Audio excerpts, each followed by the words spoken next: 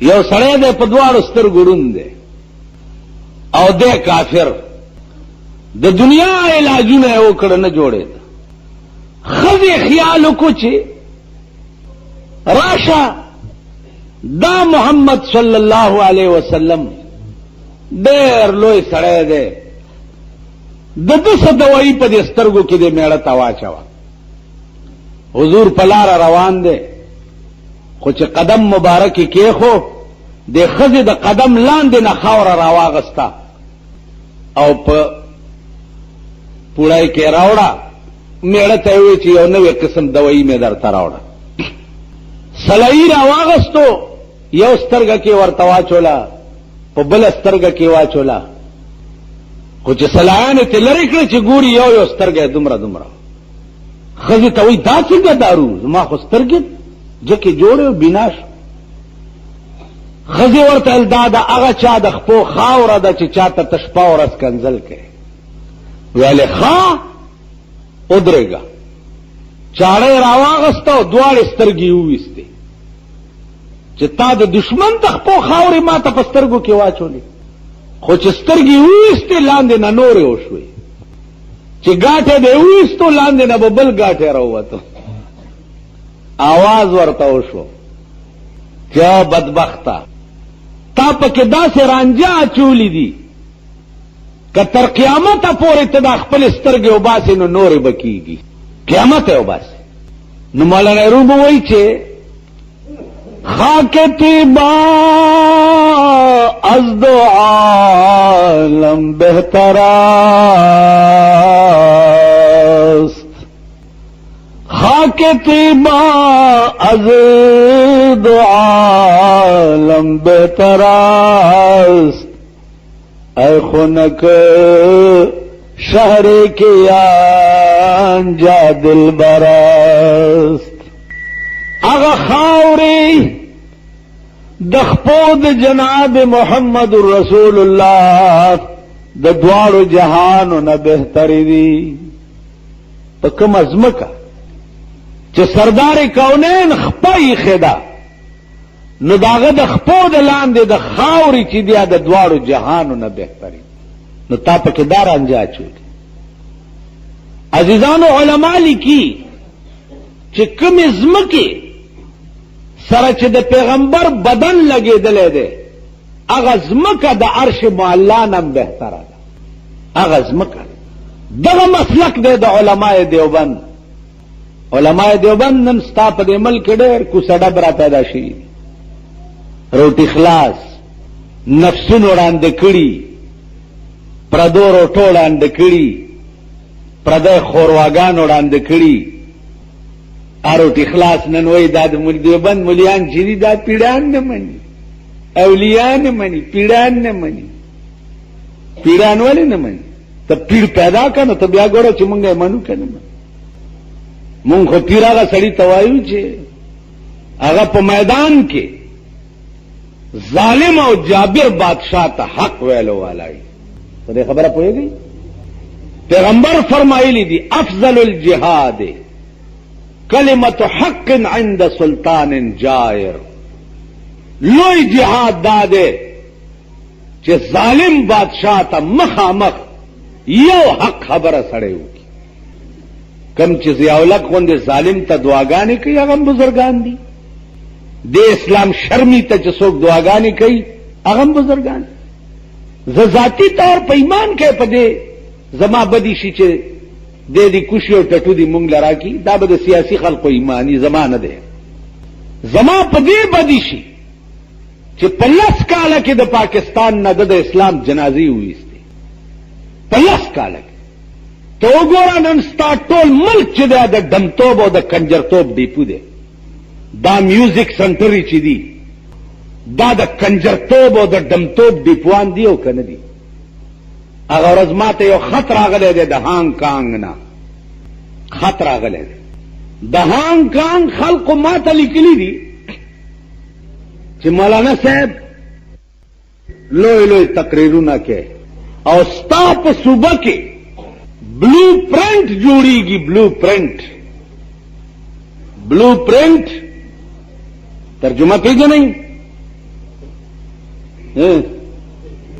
لری شي سیمو مرتیر کو قسم په خدای چې الکان وای ډنډا ګولایم کوړیو چې ځوانان وای څه پخرو سورې دیو چې زاړه شوي په 16-15 نه پوي که زاړه دی هغه په 16-15 پويږي نه که ځوانان دی په بل قهر اخته دي په پاکستان کې نو د عمل څه شي شو نه خدا ہی ملا نہ وصال صنم نہ ادھر کے رہے اور نہ ادھر کے بلو پرنٹ جوړیږي ستا په صوبه سرحد کې بلو پرنٹ فحش فلمونه په 2 قسمه طریقو باندې زنا هغه ته کیمرې لګېدلې وي او هغه د زنا تصویرونه په صوبه سرحد کې جوړیږي او هانګ کانګ ته خط میں ساتلے دے اس دا سوچ کوم چې ورکه چاله ورکه چې دې باندې څه ایکشن واغستې شي چاله ورکه د میوزیک سنټر او د وی سی آر او د بلو پرنٹ کیسټو دکانونو اجازت حکومت نه دی ورکړي ها نه دی ورکړي نو چې زه درته وایم وای درمیان قار دریا ہم چو بندم کر دئی باز میں گوئی کے دامن تر مکن ہوشیار باز چې حکومت اجازت ورکړی دی چې ته د جمعې په شپه د فحش فلم کیسټ په کرۍ ورکولی شي چې ټوله شپه ورته دا د کچنۍ زامن ناستي او ګوري یې که نه دي نو زه کوزاغه خط کوم حکومت لور کم شرمېدلې پوس پرې کړې بې حیا او بې غیرته حکومت نن د ویډیو گیمونو اجازت چا ورکړی دی په دې پاکستان چې هر یو ماشوم دی او د مور خښتک خرڅوي او روپۍ والا را پیدا کوي او ویډیو گیم ګوري نن ستا ملک د کنجرتوب او د ډنګتوب اډه چا کړه غار حرا ډیرو اجیانو صاحبانو لیدلې ده پاس پغره کې د غره په سر کې یو غار ده او هغه کې به حضور ناستو په کومه ورځ باندې چې 40 کال عمر د رسول الله صلی الله علیه وسلم پوره شو په دغه ورځ باندې ورته وحی وشو او وحی راوړه جبرئیل علیہ الصلوۃ والسلام علماء لیکي چې دا آیاتونه د قران چې څو وخت کې رسول الله صلی الله علیه وسلم ته غار حرا ته راوړل نو دای په یاد باندې پیغمبر ته ویلې او کنه په کاغذ لیکلی علماء وایي چې دا شپږ آیاتونه په کاغذ لیکلی گویا کې رسول الله صلی الله علیه وسلم ته جبرئیل راوړ او هغه لیکل کاغذ داسې ورته او خود او بیا ورته جبرئیل وی چې اقرا داول ولا پیغمبر چې ورته څو وخت کې وکتل نو هغه فرمایل چې ما انا بقارئ زدا لسته نشم ځکه چې زه پړاو نه ما بیا ورته جبرئیل وی چې اقرا داول ولا نو حضور ورته بیا فرمایل چې ما انا بقارئ دا زنشم لسته ځکه چې زه پړاو نه ائمه محدثین وایي چې جبرئیل علیہ الصلوۃ والسلام رسول الله صلی الله علیه وسلم سینې سره ولګول ځان ته غاړه است نو هغه غاړه وته سره سمره انوار او تجلیات او سمره علوم چې هغه ټول د پیغمبر په سینه کې ډک کړ چې ډکی کړ اوس دا بیا د مونږ د عقل نه ماورا خبرې ځکه چې کله کله په یو نظر باندې دنیا اوڑی راوڑی لکه یو بزرگ وی درفشانی نے تیرے قطرے سے دریا کر دیا دل کو روشن کر دیا اور آنکھوں کو بینا کر دیا خود نہ تھے جو راہ پر اوروں کے ہادی بن گئے کیا نظر تھی جس نے مردوں کو مسیحا کر دیا په یو نظر دنیا سنه سه جوړ شي. عزیزانو په خوا به دا اشتباهګانې خلقو ته وی چې یاره په یو نظر څنګه سړی سنه سه جوړ شي که نه، خو په پاکستان کې به ګوره دا خیال نه کوئ چې په یو نظر سړی نه سنه سه جوړ شي، دا زما عقل نه مني، نو دا به په پاکستان کې تصور نه کوئ. ځکه چې په پاکستان کې تاسو ولید چې د ضیاءالحق صاحب په یو نظر هغه خلق نن د ټول پاکستان وزیران دي چې د لاسه به بیرم وانلې او نه به دا وغواړي چې د دې شکل ته مې لګو کته، لیکن د ضیاءالحق صاحب نظر کرم چې په پریوته وي نو د ټول پاکستان وزیران. که تاسو خیال کړئ دلته پخوا یو وزیرو چې نتګړی نه لاندې ایوبیا ورته وایي، ایوبیا هغه د عیاشۍ او د لوفرۍ اډه ده. هغه عیاشۍ او د لوفرۍ په اډه کې یو وزیر په زنا کې نیولی شوی و. اورېدلی مو چرته؟ نه، خبرم نه یی ته. بیا د ټول ملک اخبارات ورپسې لیکلي وو. بیا ما په دې منبر ویلیو چې ضیاءالحق صاحب مکې ته تللی دی، کده کې ایمان وي نو دا د شریعت چغې چې دی وایي نو تمام پولیس او دا غځه خلق په گواه دي چې دې سړی دا کار کړی دی. نو په کار دا دی چې د حج نه راشي چې هغه شرعي رجم په جاری کی او دا خپل وینا رښتیا کی چې واقعي اسلام دی ته وایي. دا ما ویلیو. هغه وزیر په دې الزام لري کو چې تا زنا کړی ده. پرونه هغه وزیر بیا په وزارت کې واغستو، بس په صابونی وینځلو، پاک صاف شو او بزرگ شو.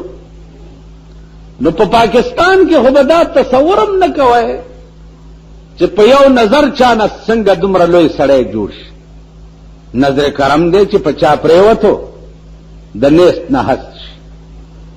دا ستا د ملک وزیرانو ګوره د یو خو پکې داسې کاشوغه خوله ده چې خبرې کوي دا د پوزې سره ځنې سره لګي.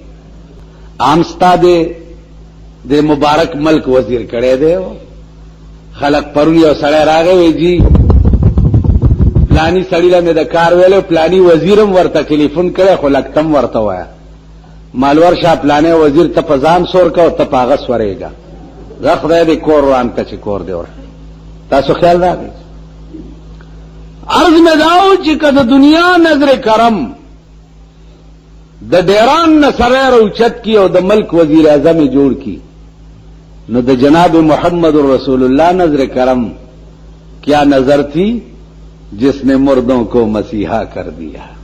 اس خو هم څنګه چې عقل کې خبر راغلی ماوید مونږ د وړاندې صف کې اکثر دا ساده غونې ناستي کنه بالکل بوډاګان شي سر خوځي خو په 16-15 بالکل نه پوهېږي.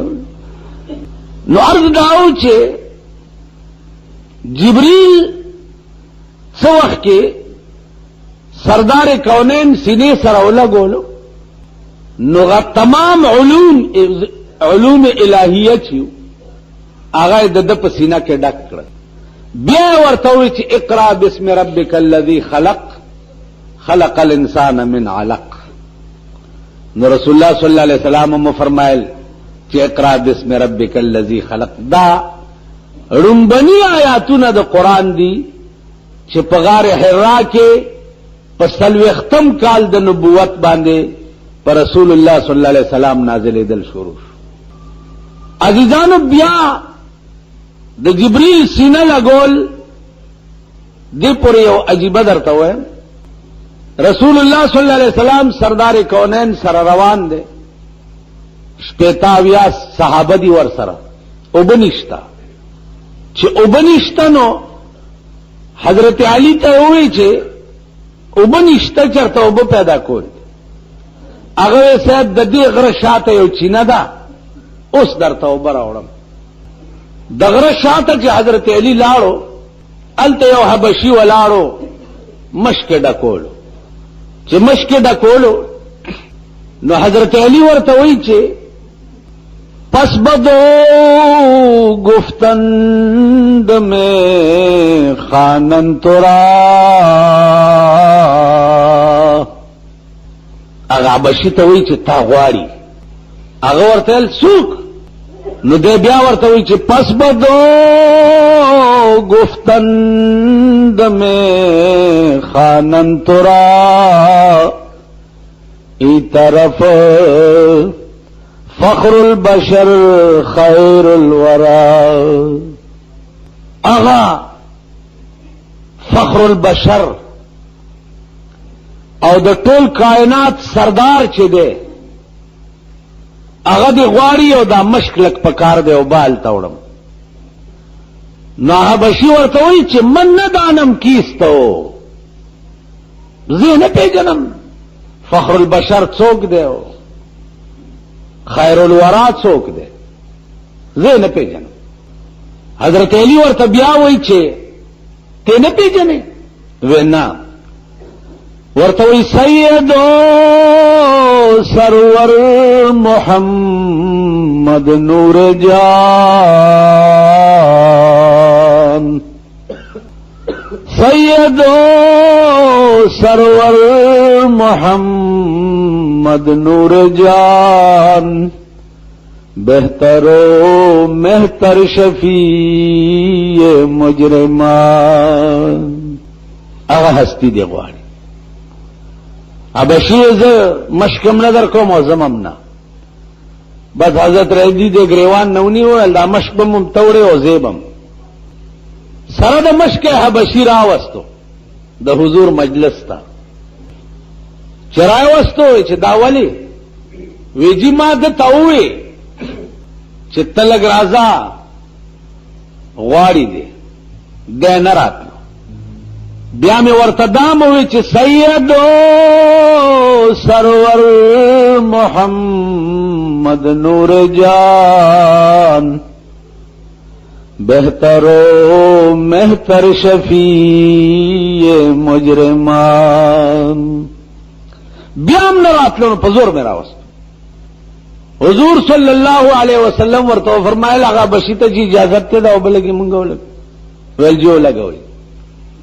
دمشق په خله داسې ګوتې کې خوي، هغه وبد دي ګوتو په دې ګورتونو کې را به دي ټول صحابه اومس کله او د سنم په وکړه.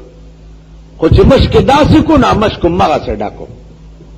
حبشي چې وکړه حیران شو چې دا دومره دنیا په او د سمو کو ویمس کله او مشک مغه سره ډاک. دا دې حضرت علی چې څه وې دا رښتیا وې. نو حضور ته فرمایل چې زه مسلمانې ګم. حضور فرمایل چې ډېر خدا وایي چې لا اله الا الله محمد رسول. چې مسلمان شو نو حبش چې ده په دنیا کې د دینه تور خلق نور نشتا، ډېر تور دي. چې مسلمان شنو حضور علیه السلام ورته فرمایل چې ده خراش چراغ نو هغه بشي سینې ته غاړې است او د خپل عبا مبارکه چې و دای پیدا سي ورواچول، ډېر ساتي سینې سره لګولیو. و چې عبا ته لری کړه هغه حبشي فطری پیدا تور ا د سور لسم سپوږمۍ په شان چمکېده. د هندستان یو بزرگ دی هغه ولی بنه چمکېده، ولی هغه یو دوه شعر ورپسې بیا ویلي دي چې بے رنگیانو بے ढंगियानु बे रंगियानु बे ढंगियानु हिक नाल नजर दे रंग जाना जड़ रात सोना लंग जाना पा सीना और नजर बवली सड़े द स्पोगमय पशान ने चमकियावीगी कम हस्ती च दासी वी च प कम लारा तीर शिया लारे नदरे और खुशबुई दी अजीजान मुल्ला कारी लिखली दी च द हुजूर अलैहि सलाम प कोटा के बा یو ډولګی پرته وه، کله د وړو بولو ضرورت به چې شنو هغه ډولګی کې به یو وینځه وه، سهار کې چېرته تږې شوې ده نو چې تلې دا ډولګی کې اوبه پرتې دي نو هغه اسکلي دي، چې اسکلي دي حضور ورته وفرمایل وینځې ته چې ډولګی کې څه اوبه دي هغه بار توی کا. وی صاحب هغه خو ما وسکلې زه تږې ومه. حضور ورته وی چې د خدای بندې پوښتنه نه کوي او غلط کار دی دا د څه وکړه. علما لیکي ملا قاری چې د هغه وینځې د اوو پشتو نه به بیا د خولې نه د مشک او د عنبرو خوشبویي راتله. عزیزانو کوم بدن چې داسې وي چې د رسول الله صلی الله علیه وسلم په 53 کاله عمر کې چرې په بدن مچ نه و ناست، د ده په بدن به مچ نه کې ناستو، ځکه چې مچ کینی څه وخت کې نو متیازې کوي، کوم ځای چې کینی هلته وګوره تور داغ به جوړ شي. نو د پیغمبر بدن ته مچ نه پرېښو قدرت، مچ پې نه و ناست. عرض مې دا و چې دا نظر دی، کوم نظر چې قدرت جوړ کی هغه نظر د نیست نه سړی هست کی، د نیست نه هست پلیت او مردار وي، خو چې هغه نظر پې پریوزي هغه نظر بیا د سړی نه ولی او بزرگ د زمانې جوړي. خو دې د پاره اهل نظر خلق پکار، اهل نظر. دا اوس کم پیرانو میرانو پسې چې تاسو ګرځئ که نه دا د جیبونو ګڼکپان دي، دا اهل نظر نه دي. کم پیر چې شکرانه واغسته او دوا یې درته وکړه نو خدای دې کور دا پلارم وران که دا دوا به پتا لګي څنګه. تاسو پوهېږئ په خبره؟ دعا هغه لګي چې بې لالچه درته څوک وکړي، بې تمې درته څوک وکړي. کومه دوا چې په پیسو وشوه هغه دوا نه لګي. نن اهل نظر نشته، اهل نظر پیدا کړي، بیا تماشا کوا چې ستا د ژوند نظام څه دی او ستا ژوند کې کوم قسم انقلاب راځي. زما عزیزانو اهل نظر بزرگان او اولیاء الله چې دي که درته وکته که به وګورئ چې ستا په ژوند کې کوم انقلاب راځي، بلکل به دې لیونی کی. اوس مونږه خو چې چاته وګورو که هغه ښه خراب شي، که څه لږ ډېر ښه عموم چې مونږ ته وګوري د اسلام نه یې مړه تور شي.